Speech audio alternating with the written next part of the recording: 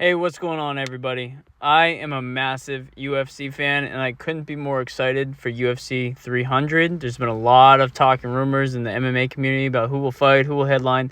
I'm going to put together my perfect UFC main events card.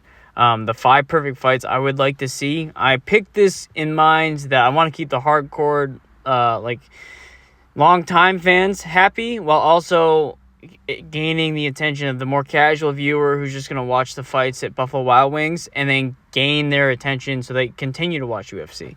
But with that in mind, I have 3 small rules just to keep it realistic in that I'm only picking fighters that are on their roster, so like no Brock Lesnar's or GSP coming back, while also picking fighters that the timing makes sense. For example, Sean O'Malley's fighting at 299. Obviously, he won't recover in 3 weeks in order to fight at UFC 300. I know, it sucks for us O'Malley fans. And then finally, I will also be choosing a third fighter, an alternate, who, if I was Dana, I would pay to train and make weight so that way they could step in case anyone else gets hurt. The past few main event cards have been plagued by injuries and them scrambling to find someone at the last minute. This is such a big deal for the company. I would have someone on standby ready to go, just so that way they're prepared.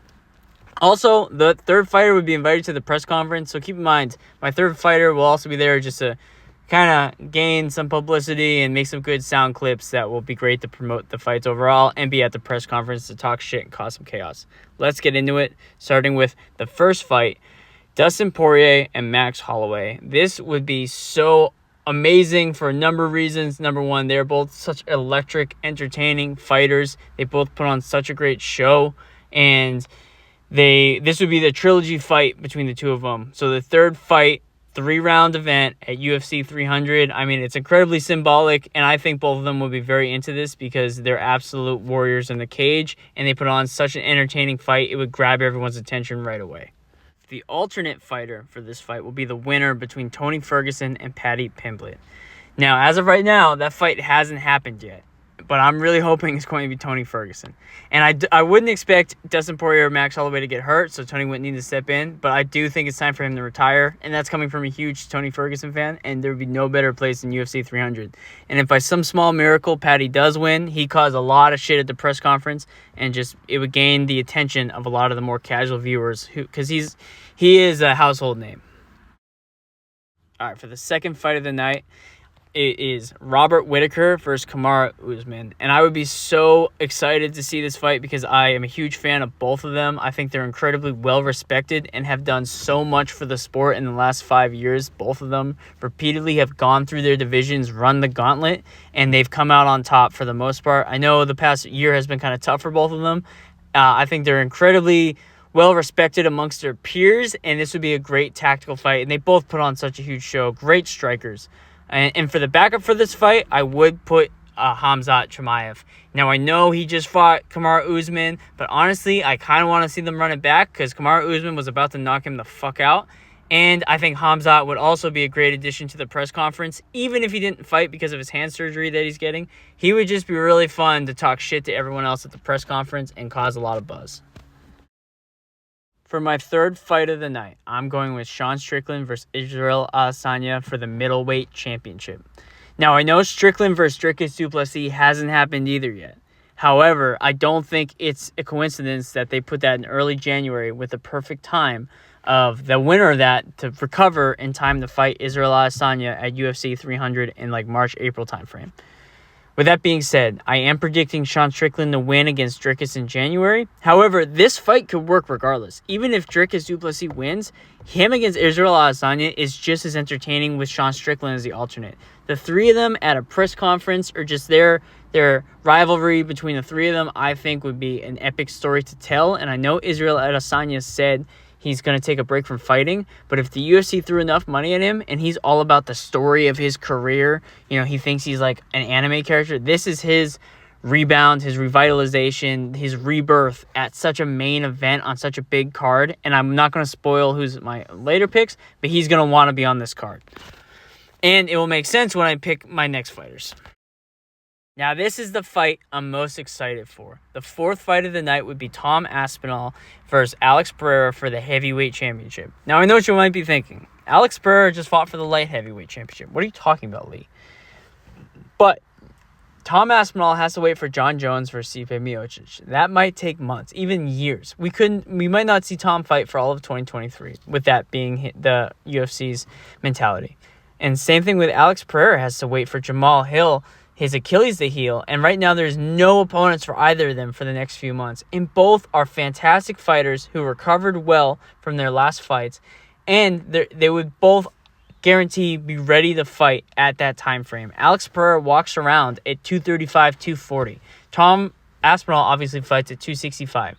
So Alex Pereira wouldn't have to cut weight, which would be a huge factor in making him more dangerous. And I think both of them would be willing to do it. As regardless of who wins or lose, neither of their stock is going down. They're both incredible fighters, arguably two of the best. And if Alex Pereira won, he would be a three-weight champion at UFC 300 on the same card as Israel Adesanya. Why would he not take that? And if he loses, he doesn't lose the light heavyweight championship. And Tom Aspinall definitely is something to prove. He's in the prime of his career. He's arguably one of the best fighters in UFC, undefeated. He wants fights. Give him this fight. This is the fight to make. This would be the super fight of the night. Now, I know this is incredibly predictable. However, Conor McGregor versus Michael Chandler for the main event. It would be at a catch weight, so if they make up their own weight class in very Conor McGregor style. He makes all the rules at 165, 5-round fight. It wouldn't be for a belt, but you got to have McGregor's fight last. He would be the draw for this whole card, and you have to put his fight last, so that way all the casual fans will watch the first 4 fights and realize that there are some really incredibly exciting fighters out there, and that will keep them coming back for more by seeing those previous fights. Because if you have the McGregor fight before the titles, then no one's going to see the exciting Tom Aspinall or Dricus du Plessis, and this will get people hooked. And again, McGregor's been in and out for the last year. However, the UFC left the USADA drug testing organization, whatever you want to call it, in order to accommodate him. So Dana White would be pretty humiliated if McGregor didn't end up fighting. And Michael Chandler said he's willing to wait. He's waited over a year, and it's not like he's getting any younger. The dude's like 36, 37, I think. So he is willing to wait out Conor McGregor. It's basically a game of chicken at this point between the two of them. And I know we're in Conor's world, and it's whenever he wants to fight, but his legacy's on the line. He's lost the last 4 of his 5 fights, and I do think he will make one last run at the title. And him and Islam, I mean, I know he hasn't earned it yet, but that would be such an epic. They would make trillions of dollars. And again, I don't love it. However, this would get the attention of the casual viewer, and that's what UFC 300 is. It's a spectacle. And for the alternate, you're going to put Nate Diaz in as the alternate. Now, I know he probably wouldn't fight. You'd have to throw so much money at Nate Diaz. But imagine Nate Diaz at a press conference with all those other characters and Conor McGregor. It would be the craziest press conference of all time. Now, I know I threw a lot of big personalities, a lot of huge fighters at this card, but that's what UFC 300 is supposed to be. The biggest and best card we've ever had. And honestly, guys like Alex Pereira, Tom Aspinall, Chandler, a lot of these, Dustin Poirier, they haven't fought in over a year, and they don't have anything on the horizon scheduled, and I would love to see them continue to fight, stay active while they're in their prime, and it would just really be, I think every single fight would just be incredible. Take my money, book it. Let me know in the comments what you would like to see. Do you agree with my choices? Who would you take out? Who would you put in for alternates? Do you think Conor deserves a shot at the belt if he wins against Michael Chandler? Let me know. See you next time.